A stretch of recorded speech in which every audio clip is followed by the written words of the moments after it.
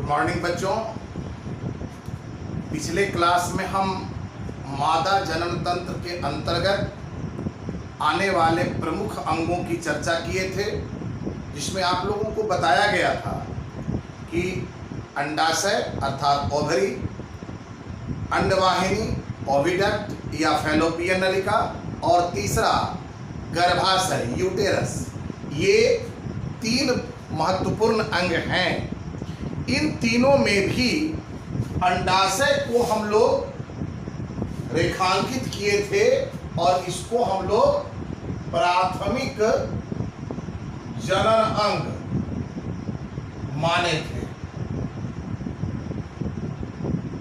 मादा जनन तंत्र के अंतर्गत अंडाशय को प्राथमिक जनन अंग माने थे और आप लोगों को बताया गया था कि why ovary is called primary reproductive organ, क्योंकि इसी से होकर मादा जुग्मक या अंडाणु की उत्पत्ति होती है, जिसका दूसरा नाम ग्राफिक ऊतक या ग्राफियन फॉलिकल भी होता है।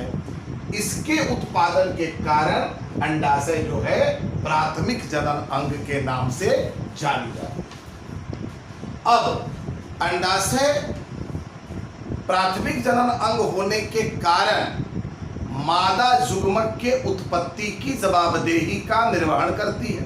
अंडाशय से मादा जुग्मक के रूप में अंडाणु का उत्पादन होता है। अब वह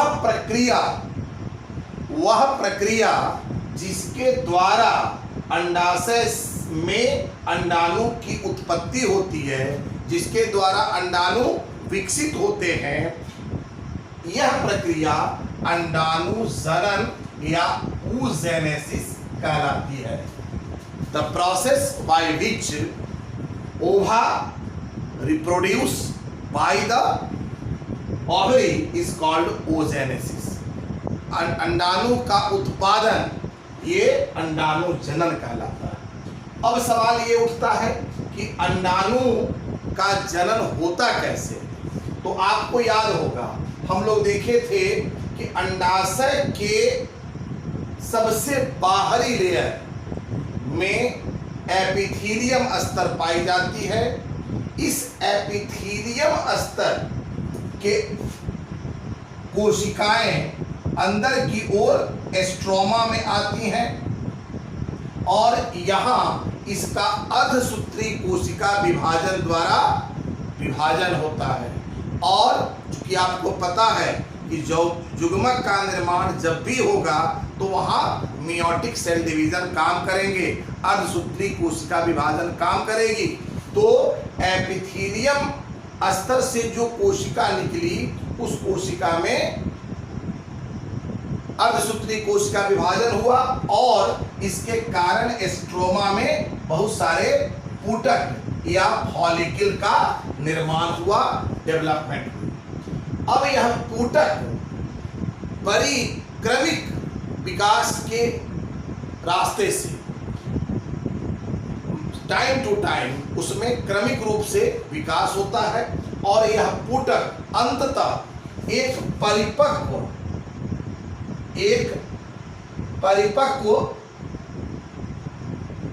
मैच्योर ऊतक के रूप में विकसित होती है, जिसे ग्राफिक ऊतक या ग्राफियन फॉलिकल कहा जाता है। यही ग्राफिक ऊतक या ग्राफियन फॉलिकल अंडाणु है, ओवम है, या उसको हम मादा जुग्मक या फीमेल गैमीट कह सकते हैं।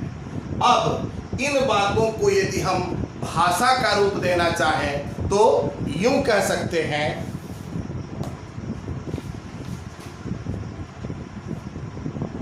अंडाशय के जनन एपिथीलियम जर्मिनल एपिथीलियम कोशिकाओं में होने वाले अर्धसूत्री कोशिका विभाजन द्वारा अंडाणु या ओवा के विकसित होने की प्रक्रिया अंडाणु जनन oogenesis कहलाती है।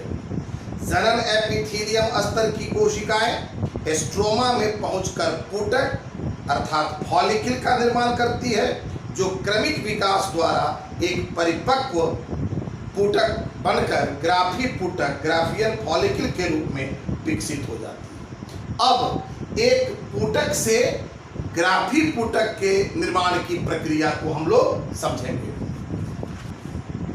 अब हम लोग देखें कि एक ग्राफी पुटक, ग्राफियन फॉलिकल, जो अंडाणु या मादा जुग्मक भी कहलाती है, कही जाती है, कि विकास की प्रक्रिया क्या है। तो जैसा कि मैं बताया कि फॉलिकल के रूप में, उसमें फॉलिकल से भी पहले एक अंड कोशिका, oogenesis के क्रम में अंड कोशिका की उत्पत्ति होती है। अंड कोशिका, जिसको ओवा भी कहा जाता है। अब ये बिल्कुल माइन्यूट और एकोशिकीय रचना है। इसमें सबसे पहली जो विकासात्मक प्रक्रिया होती है वो ये होती है कि इसके चारों तरफ से एक कोशिकीय अस्तर का निर्माण होता है, जिसे ग्रैनुलोसा कोशिका कहा जाता है। अब इस अस्तर के बन जाने के बाद इसको हम प्राथमिक पुटक कह सकते हैं, प्राथमिक पुटक कहते हैं। प्राथमिक पुटक के निर्माण के बाद इसमें और जटिलताएं बढ़ती जाती हैं, रचनात्मक दृष्टिकोण से भी और क्रियात्मक दृष्टिकोण से। तो प्राथमिक पुटक के बनने के बाद, अर्थात अंड कोशिका के चारों तरफ ग्रैनुलोसा कोशिका के एक स्तरीय आवरण बन जाने के बाद जोना पेलुसिडा की एक मोटी आवरण बनती है।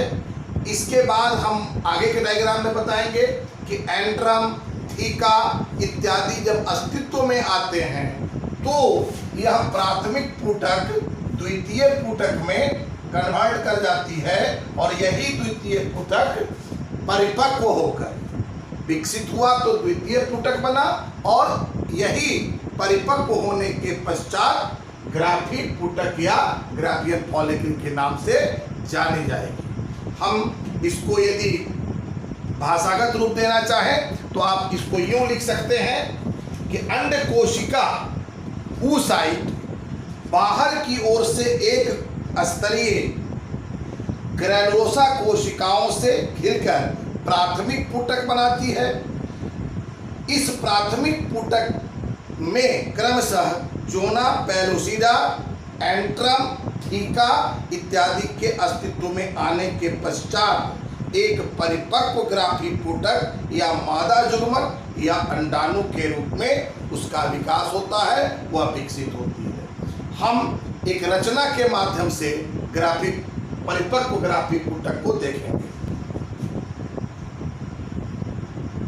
ग्राफी पुटक या परिपक्व पुटक की जब आप रचनात्मक अध्ययन करेंगे तो मुख्य रूप से जो उसकी रचना के अंग होंगे, ये आपका अंड कोशिका है बिल्कुल सेंटर में, जिसके चारों ओर आपने क्या देखा था कि जोना पेलुसिडा का एक आवरण बना हुआ है। ये ग्रैनुलोसा कोशिका का एक लेयर है और बाहरी लेयर थीका कहलाती है, और इसमें कहीं कहीं बीच में जो खाली जगह हो जाएगा वह एंड्रम के नाम से जाना जाता है। इस प्रकार इस स्वरूप का एक ग्राफी पुटक मादा जुग्मक के रूप में विकसित होती है। अब सवाल ये उठता है कि हम लोगों ने क्या देखा था कि ये अंडाशय है और अंडाशय से अंडाणु की उत्पत्ति हुई। अब ये उत्पत्ति होके कहाँ जा रही है? अंडवाहिनी में या ओविडक्ट में, जिसको फैलोपियन नलिका भी कहते हैं। अंडाशय से इस परिपक्व ग्राफी पुटक का या अंडाणु का विमुक्ति, मतलब अंडाशय से अंडाणु का निस्सरण निकलना, तो अंडाशय से जो अंडाणु विमुक्त हुई, यह प्रक्रिया अंडोत्सर्ग या ओव्यूलेशन कहलाती है। ओव्यूलेशन या अंडोत्सर्ग के पश्चात क्या होगा कि अंडाशय से निकले हुए अंडाणु फैलोपियन नलिका में पहुंच जाएंगे।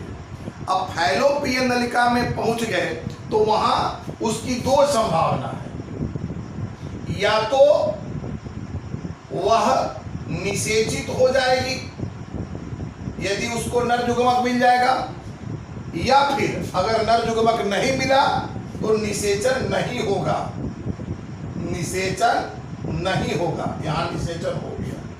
दोनों स्थिति में अंडाणु का भविष्य अलग अलग प्रकार से उसका अंत होगा। यदि निषेचित हो गया तो यह गर्भ के रूप में गर्भाशय में, ये जो अंडाणु है यह शुक्राणु से अर्थात नर युग्मक से संलयित हो गई, फ्यूजन हो गया, निषेचन की क्रिया संपन्न हो गई।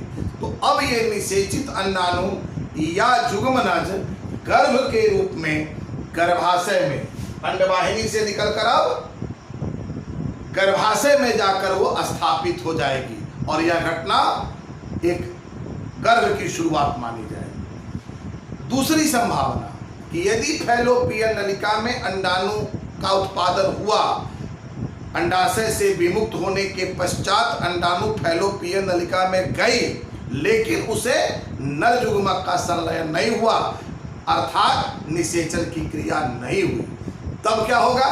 तब यह जो अंडाणु है वो धीरे धीरे समाप्त होने लगेगा और अंततः विनष्ट होकर ब्लड के रूप में गर्भाशय के भीतरी झिल्ली से होते हुए को लेते हुए शरीर से बाहर हो जाएगी, जिसको हम लोग मासिक चक्र कहेंगे, मतलब मेंस्ट्रुएशन साइकिल।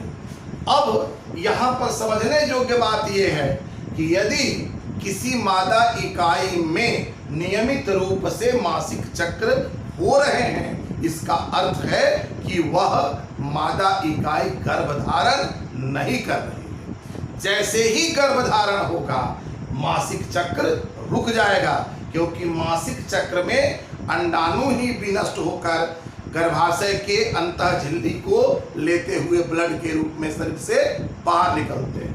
अब इन बातों को यदि हम भाषा देना चाहें तो इस रूप में हम दे सकते हैं कि अंडाशय से अगुणित मादा युग्मक के रूप में अंडाणु या ग्राफिक पुटक की विमुक्ति अंडोत्सर्ग कहलाती है। अंडोत्सर्ग द्वारा अंडाणु फैलोपियन नलिका या अंडवाहिनी में पहुंचती है। फैलोपियन नलिका या अंडवाहिनी में पहुंचे अंडाणु की दो संभावनाएं होती हैं, या तो वह निषेचित हो जाएगी, अगर निषेचित हो गई तो वो गर्भधारण की स्थिति बनेगी और यह घटना गर्भाशय में होगी। दूसरी संभावना, यदि अंडाणु निषेचित नहीं हुई तब वह विनष्ट होकर गर्भाशय के अंतः स्तर को लेते हुए और रक्त के रूप में शरीर से बाहर हो जाएगी, जो मासिक चक्र कहलाएगा। अब हम आपको मासिक चक्र की चर्चा अगले क्लास में करेंगे।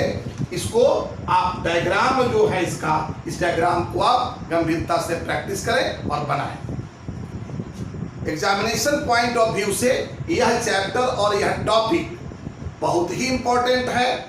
अंडाणु का विकास कैसे होता है, अंडोत्सर्ग क्या है, मासिक चक्र क्या है और गर्भधारण की स्थिति क्या है, ये सारे के सारे लघुत्तरीय प्रश्न और वस्तुनिष्ठ प्रश्न के लिए बहुत ही इंपॉर्टेंट है। इसको आप गंभीरता से लेंगे और पूरे वीडियो को, इससे पहले वाले भी वीडियो को आप गंभीरता से लें और अपनी तैयारी को समग्र रूप से करें। अगर आपको ये चैनल अच्छा लगता है, आप लाभान्वित हो रहे हैं, तो इसको सब्सक्राइब करें, शेयर करें और लाइक करें। धन्यवाद।